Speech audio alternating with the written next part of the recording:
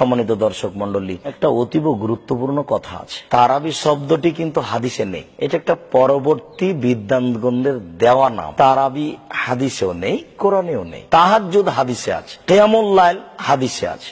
যেটা আপনাকে আমি বলতে চাচ্ছি সেটা হলো এই 20 রাকাতও তারাবি, 8 রাকাতও তারাবি, 20 রাকাতও তাহাজ্জুদ, 8 রাকাতও তাহাজ্জুদ, 20 রাকাতও কিয়ামুল লাইল, 8 রাকাতও কিয়ামুল লাইল। যারা বলছে যে 20 রাকাত তারাবি আর 8 রাকাত তাহাজ্জুদ, তারা প্রতারণা দিচ্ছে জাতিকে। এটা একটা ধোঁকা, এটা একটা প্রতারণা। হয় নিজেই বুঝে না, আর না হলে জনগণকে ফাঁকি দিচ্ছে। আপনি এইভাবে বলতে গেলেন কেন? তারাবি শব্দ তো হাদিসে নেই, আছে কিয়ামুল লাইল। আপনি বলেন যে 20 রাকাত কিয়ামুল লাইল, আপনি বলেন যে 20 রাকাত তাহাজ্জুদ, তাহলে কথাটা ঠিক থাকবে। তবে আপনি মনে রাখবেন যে 20 রাকাতের হাদিসটি জাল। মাযহাবী বিদ্বানগণ অনেকেই বলেছেন, তার মধ্যে একজন মাওলানা আনোয়ার শাহ কাশ্মীরি, মাওলানা সাব্বির উসমানী, এনারা অনেকেই দারুল উলুম দেওবন্দের বড় বড় বিদ্বানগণ হাদিসটিকে জাল বলেছেন। পক্ষান্তরে 8 রাকাত বুখারী, মুসলিম, আবু দাউদ, নাসাই, তিরমিজি, ইবনে মাজাহ, বাইহাকি, দারমি, দাইলামি, দারিকুতনি, মুসনাদে সাহিবা, সহিবনে হিব্বান, সহিবনে আওয়ানা, মুসনাদে হাকিম, মুসনাদে বাজ্জার, মুসনাদে আহমদ, মুসনাদে আলা, পৃথিবীতে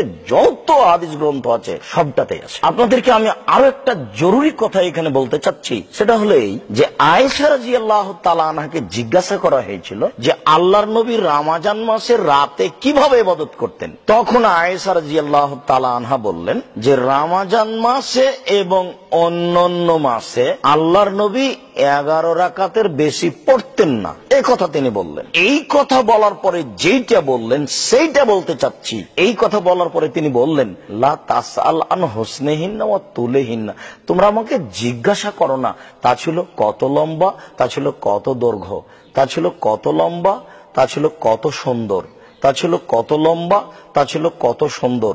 আমি কি দিয়ে বুঝাই আপনাদেরকে যে সালাত ছিল কত লম্বা, কত সুন্দর? আমি আয়েশা রাদিয়াল্লাহু তাআলা আনহা তার সুন্দরতার, তার লম্বা হওয়ার বিবরণ দিতে পারবো না। এখানে আপনাকে আমি পরামর্শ দেওয়ার ভিত্তিতে আরো বলছি যে আপনি যে 20 রাকাত তারাবি পড়ছেন, পড়েন।